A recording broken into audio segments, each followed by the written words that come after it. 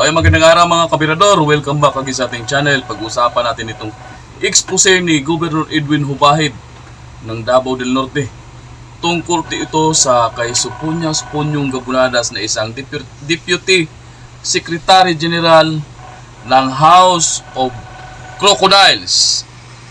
Ang taong ito ay dating Provincial Information Officer ng Davao del Norte. Ano ba ang koneksyon ng taong ito sa kaguluhan sa mga flood control na sikat ngayon itong anomaly na ito? Bakit ba siya nasali sa usapan? Hindi naman siya isang engineer. Siya isang Deputy Secretary General ng Kongreso o ni Romualdez. Tara, panoorin natin itong presko ni Governor Edwin Hubahib na kung saan grabe pala ang laki ng asset nito ni Punyong. Pero ang tanong, magkano lang ba ang sahod nito bilang isang Deputy Secretary General? Sa aking estimate ay nasa 200 lang. 200,000 mahigit o kumulang. Kaya sa aking sariling opinion, kahit magtrabaho pa siya ng 10 taon, di niya magagawang mabili o ma-afford ang lahat ng kanyang mga ari-arian na nasa kanyang pangalan ngayon. Pero bago natin ipagpatuloy, please like, share, and subscribe mga kababayan. Pakihit na rin ang notification bell para lagi kayong updated sa mga balita at mga opinion dito sa ating channel. Una pala sa lahat, magandang gabi po sa lahat. Ako po si Governor Edwin Hubahib ng Davao del Norte.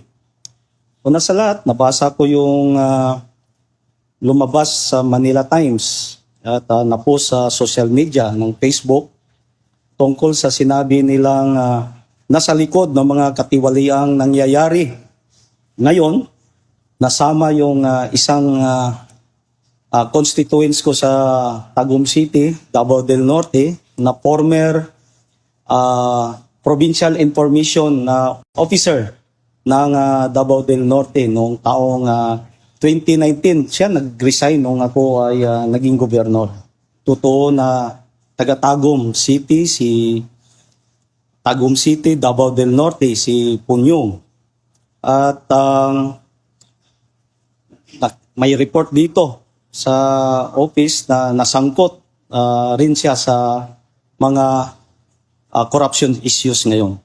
Sa investigasyon ngayon sa Kongreso at Senado tungkol sa mga flood control projects at other corruption issues ng mga infrastructure project, ako ay magbibigay ng official na pahayag tungkol dito, lalong-lalot na isa sa mga pangalang lumutang ay kilalang residente ng Davao del Norte. May nagbigay sa akin ng report at pinaimbestigahan ko at lumalabas na yung sinubmit na report sa office, lahat ng assets at structure ay talagang makikita natin dito sa probinsya ng Davao del Norte at sa Karatig probinsya. Allegedly, nakalagay sa report na si Punyong ay nagmamay-ari ng mga assets na sobrang malaki ang halaga. At kung based ito sa sahod ni Mr. Supunyas Gabunada, na siya ay Deputy Secretary General under sa opisina ni former Speaker Martin Romualdez, ang kanyang equivalent ng kanyang posisyon, ang sahod niya ay nasa halaga lang ng 200,000 pesos kasi SG30 siya. So in a year, nasa mga 2.4 million pesos. So in 2 years, 4.8 million pesos. So less pa yung mga expenses, taxes. So hindi naabot sa ganun. Pero ito nga, gulat ako sa report na binigay sa office. At ito yung mga assets na pinakita. Allegedly, mayroon siyang residential building.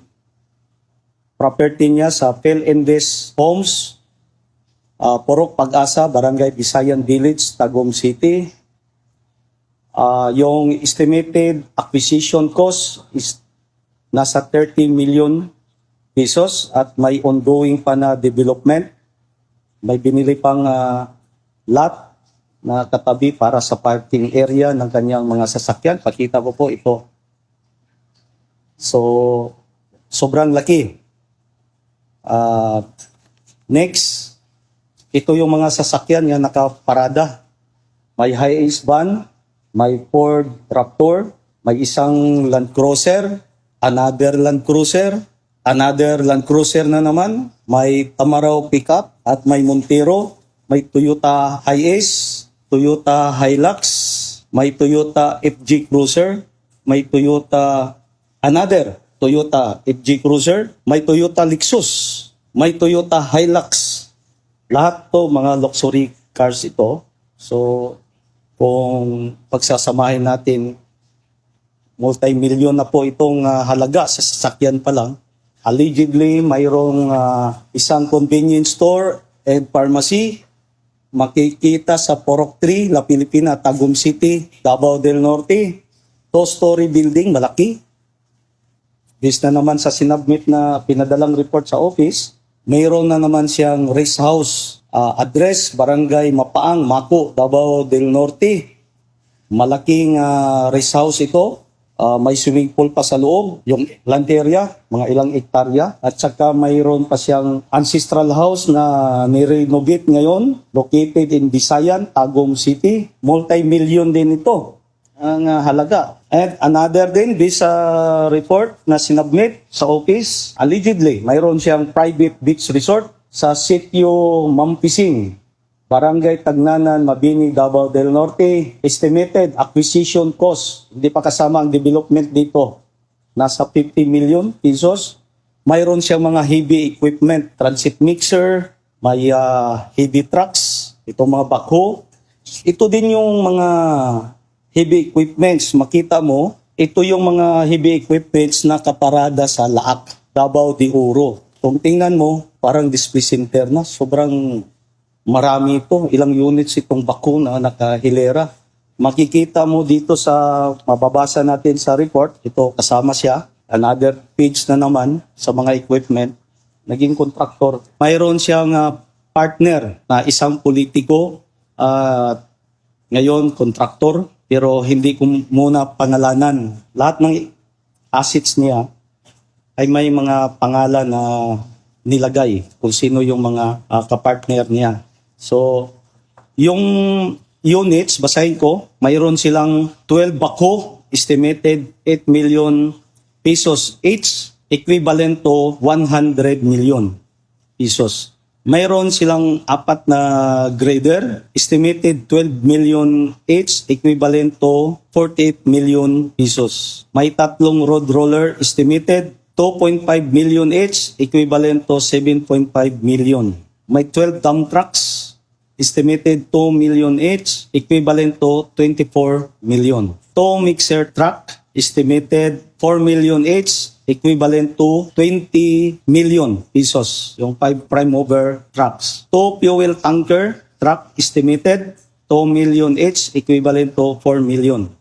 And may bagong additional 30 dump trucks, estimated 60 million pesos, yung 30 dump trucks. Kung i-total natin to lahat, abot talaga ng bilyon yung asset. So, itong report na to, kailangan kong submit sa ombudsman, kaya nandito yung best lawyer natin, si Attorney Bobby Torion, para sa legal dito. Submit natin sa ombudsman at sa Senado para makasama sa investigation ng Blue Ribbon Committee. In summary, what Governor Hubahib is doing is that since he is the governor, the father of the province, a report, a very detailed report was submitted to his office at hindi kasi pwede na hindi niya bigyan ng pansin itong report kasi napakadetalye, may mga pictures pa, no? Parang inimbestiga talaga. at pina-verify din niya sa mga tauhan niya at existing yung mga structures na nakasaad po sa report na iyon. And after verifying, parang totoo ang mga reports na ito. Kaya naisipan niya na imbitahin ka at ideklara ito kasi yung mga inutusan niya ay willing po mag-execute ng affidavits for further investigation. There is in the rules of the Ombudsman, any person can file a written request for investigation, so that the allegations therein, if there are sufficient leads, the Office of the Ombudsman can very well investigate the same and file appropriate charges if necessary. Sa tingin ko dito, kung ma-verify ito, then appropriate proceedings can be filed in the Court of Appeals for the possible forfeiture of the properties concerned if the respondent cannot explain it properly. Kasi in 2 years' time nga naman, ang laki po ng halaga po ng mga propriedad po na in-identify po sa report na pinangalanan ngayon ni ni Governor Hubahib. So to my mind as a lawyer, ang recommendation ko nito kasi pag-investigate ko rin dun sa mga taong nag-verify, willing naman sila mag-execute ng affidavit, they will execute affidavits in support of a transmittal letter to the Office of the Ombudsman requiring a request for investigation and likewise a transmittal letter addressed to the Senate through the Blue Ribbon Committee so that the same can be included in the necessary investigations in aid of legislation to be conducted by the Senate. So mahalaga po ito kasi totoo naman na lumabas po sa Manila Times report yung alleged involvement of the Deputy General Secretary na si Sophonias Gabunada, and there are legitimate leads which can provide enough information on the part of the Ombudsman and the Senate Blue Ribbon Committee to conduct further investigations on the matter so that proper cases can be filed if the evidence warrants. If you will ask me of my legal opinion on the matter, parang enough siya really to warrant a formal investigation, no? Kasi may mga pictures talaga at saka yung causal connection parang nandyan. Kaya nga, we will let the appropriate body, which is the Office of the Ombudsman and the Senate, Blue Ribbon Committee, to conduct the proper investigation. Siguro si Sir Gabunada will excuse us, Hindi siguro siya makafile ng appropriate cases against us, for libel, kasi may definite leads At saka Governor Hubahib is only following from a Manila Times report and from the report which was given to him. And as a public officer, he has the moral as well as the legal obligation likewise to reveal it to the public. Kasi nga po, kung totoo po ito, ang laki-laki, paano ito ma-explain in just 2 years' time? When are we going to, plan to submit that sa Blue Ribbon and file a report sa Ombudsman? Soonest possible time. If possible, next week agad. Kung makaya nga, ngayong Friday. Kung makaya. Friday. Kailangan talaga natin mapaimbestigahan ito lahat. At para malaman natin kung ano ang katotohanan sa mga nangyayaring katiwalian ngayon at may report na sangkot ang isang taga Davao del Norte sa nangyayaring korupsyon, malaking korupsyon sa bansa. At tayo'y hindi titigil hanggat hindi natin makakamit ang hustisya at katarungan, sapagkat ang mamayang Pilipino po ay naging biktima dito sa korupsyon na nangyayari ngayon sa bansa. Hindi lang flood control, marami pang maging pwedeng maimbestigahan sa mga lumalabas ngayon na matinding corruption issues ng bansa. At dapat managot ang dapat managot, makulong ang may kasalanan, at kailangan maibalik ang pera ng taong bayan. Dahil naghihirap na po tayo, ang dami pong mga kababayan natin na halos nga hindi makakain sa loob ng isang araw. At ang dami nga hindi makapagpaaral sa kanilang mga anak, hindi makapagbili ng gamot kahit sila'y may sakit dahil po sa matinding kahirapan at damang-dama ko yan. As governor in Davao del Norte, ang dami pong pumupunta sa opisina na kahit sariling pera ko na ang aking binibigay dahil naawa tayo doon sa mga constituents natin na humihingi ng tulong. Tapos ngayon, may mga ilan na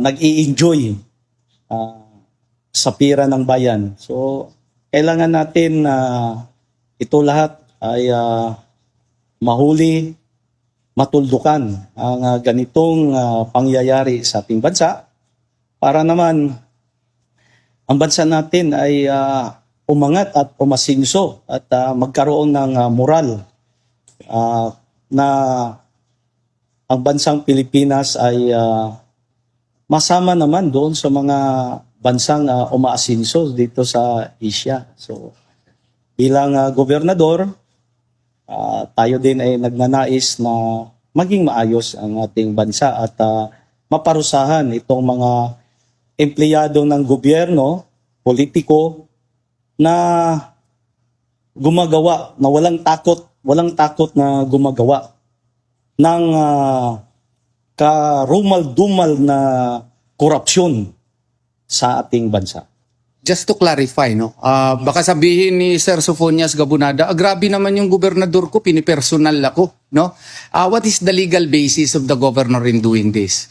We would like to explain to Mr. Sofonias Gabunada that under Section 16 of Republic Act 7160, the General Welfare Clause, no? Each local government unit, no, shall exercise the powers expressly granted therein as well as those implied therefrom. And one of the duties actually of each local government unit, especially the governor, is to improve public morals. Hindi naman siguro masamain ni Sir Sofonias Gabunada kay Governor Hubahi bakit niya ginagawa ito. Kasi isa po sa kanyang responsibilidad is to improve public morals. Hindi naman siguro magandang tanawin na dito pala ang daming mga properties na mga questionable, no? Kung totoo nga itong report na nandito at it would be found out later on that these properties are illegally gotten, no? And wala siyang gagawin. Na para bang ang Davao del Norte is the seat or the beneficiary of all stolen money, dapat may gagawin talaga si Governor Hubahi dyan. That is under Section 16 of Republic Act 7160, and that is to promote public morals. Ayaw ni Governor na magiging seat or beneficiary na mga nakaw na yaman po ang probinsya ng Davao del Norte. Dapat may medal po si Governor Hubahi for doing this. He has the right to deny. And normally, that is the normal reaction of a man accused of a grave crime. And we understand that. And that is why the call of the good governor is actually for him likewise to deny and prove himself to be innocent of the charges. Kasi taga Davao del Norte siya eh. Dala niya ang honor at katanyagan ng probinsya ng Davao del Norte. Kaya nga ginawa ito ni Governor Hubahib para ipalabas niya na wala talaga siyang kasalanan. Pero pag may kasalanan din siya, dapat din siyang managot. Kaya nga, nanawagan si Governor Hubahib na imbestigahan ito ng Ombudsman at saka ng Senado para sa kanyang probinsya makita ng taong bayan, ng kanyang mga butante na may ginawa siya walang takot na ipaimbestigahan ito for the benefit of the province, for the benefit likewise of Sofonias Gabunada, and for the people of the Republic of the Philippines. Mayroon tayong unang nakikita ngayon na isang project, malaking concreting projects na naghalaga ng 150,279,038 pesos dito sa project na ito. Implemented by the Department of Public Works and Highways, Davao del Norte, 2nd District. Ang report na to, ang name ng project ay Construction of Concrete Road, Junction Tagum, Panabo, Circumferential Road, Malitbog, Casilak to Junction Consolacion, Davao del Norte. It was implemented by the Department of Public Works and Highways, Regional Office 11, under the district of former Congressman Alan Duhali. So ang nangyayari sa report, una nating nakikita ngayon dahil ang daming tumatawag sa opisina, kagaya nitong lumabas na issues na pinag-usapan natin sa Manila Times, ang daming tumatawag sa akin. Kaya tayo din ay ni-required ng ating Pangulo na imbestigahan lahat ng mga government projects. So, ito, nakikita ko na malaki ang problema. Kung makikita nyo, yung concreting roads, ganito na ang situation. Bumalik sa pagka sand and gravel. Ang tawag nito, scalping, pero kalbo na talaga lahat, wala nang simento. Lumalabas yung mga bato. Ilapit ko na lang yan. Oh. So, yan. Another picture. At ito, nangyayari. So, nangyayari ito noong February 19, 2025. Nandito sa kamera yung oras. Oh, tingnan nyo. Parang sapa na siya, hindi na siya kalsada. Kasi graba na. Completion ng project. So ito mga nasa 2 years pa lang itong project na to. So ginawa ito by 2021.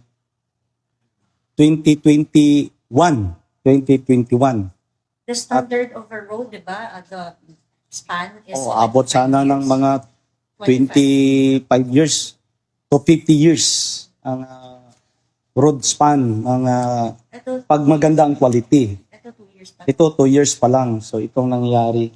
So turnover pa lang ito nang nangyayari. So masyado namang abuso ito.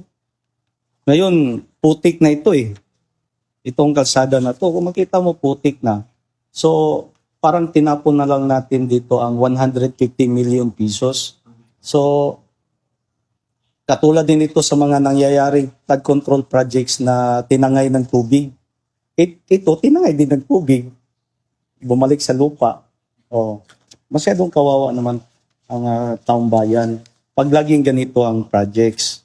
So, pangalawa, na nakita natin may problema, ito documented to at kasama natin sa i-file ito sa Blue Ribbon Committee at sa Ombudsman. At yung tulay sa Tuganay na nagsimula yan by 2021 in-implement. So hanggang ngayon hindi pa tapos.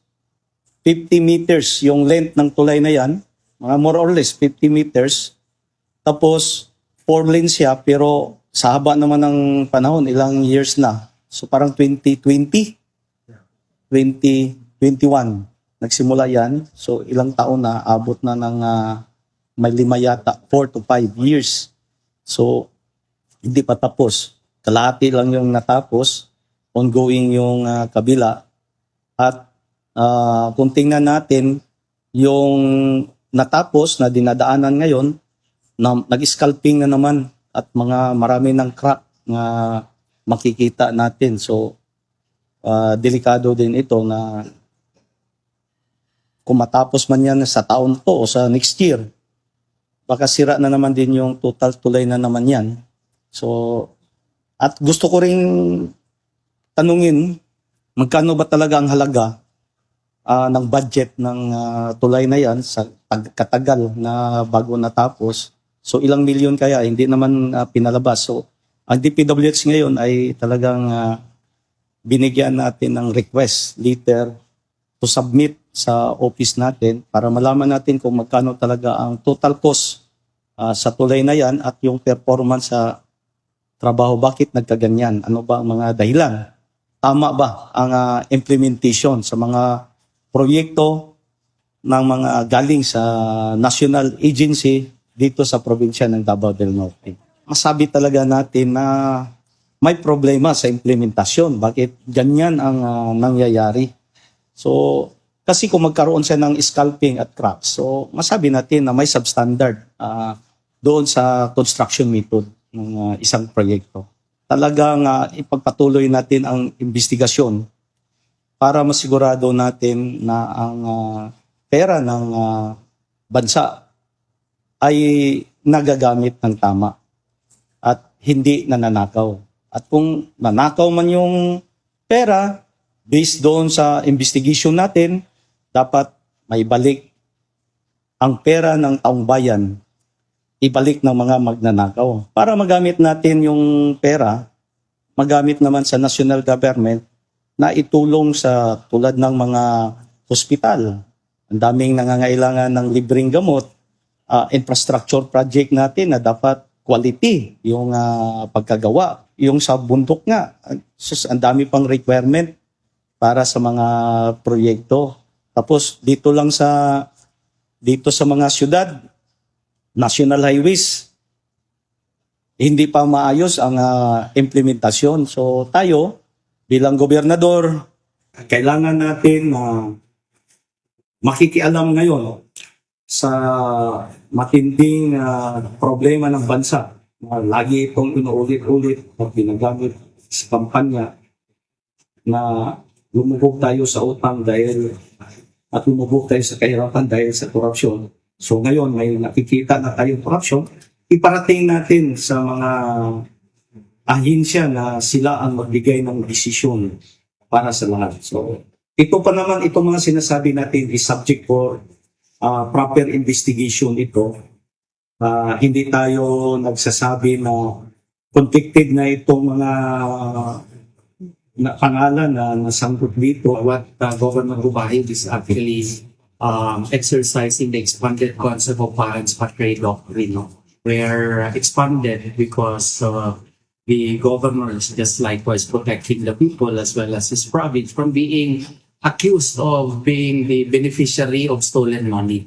So as father of the province, he has the obligation, legal as well as moral, to see to it that proper investigation can be undertaken so that if guilty, the person who is accused to have stolen government money can be properly prosecuted, and if found guilty can be properly punished. But if innocent likewise, he is likewise a citizen of the province of Davao del Norte. If he can present really enough evidence to prove his innocence, then he can be declared as likewise not guilty or innocent. So, wag pong masamain ni Mr. Gabonada yung ginagawa ni Governor Hubahib.